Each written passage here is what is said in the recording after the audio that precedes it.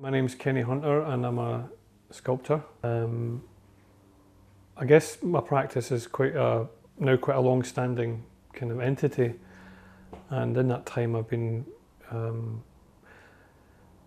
involved in a kind of creative project that looks at monumental sculpture, looks at the traditions of it and tries to reinterpret it and to see what is still active in that tradition and still shaping mentalities, current mentalities. And generally I'm interested in the idea of collective memory and how that's defined and framed and what uses it's put to. In a way, the monumental tradition has a very kind of one-dimensional aim, and that is to galvanise that collective memory, or to articulate a kind of social moment. And I see I have a kind of love-hate relationship with that tradition. I can see a lot of negative outcomes from it. But I still feel compelled to look at it and study it.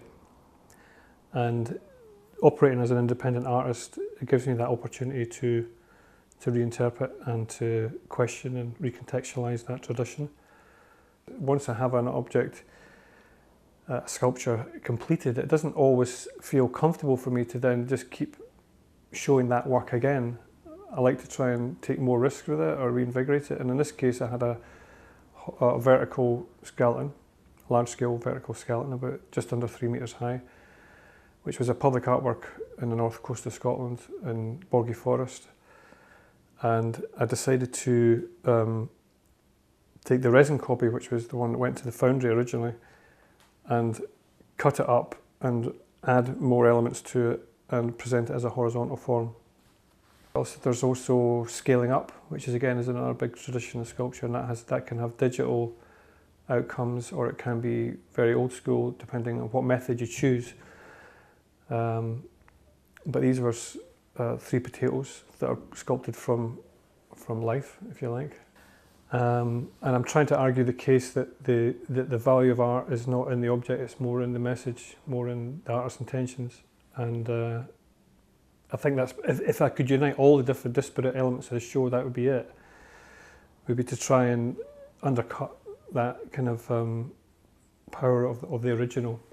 So yeah, so things like placement, enlargement, copying, and just seeing how the meaning and the reception of the work can shift depending on those different processes. So I guess all the work is influenced very much by process.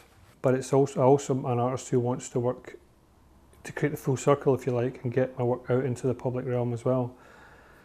So gallery shows for me are really important to maybe move the work on in my own, under my own agenda. That it's not tied down to a specific project, and I can make research that suits that aim. But ultimately, I think I want to take those experiments and trials and investigations back out into the world, into the public realm, and contribute to the ongoing debate around public art.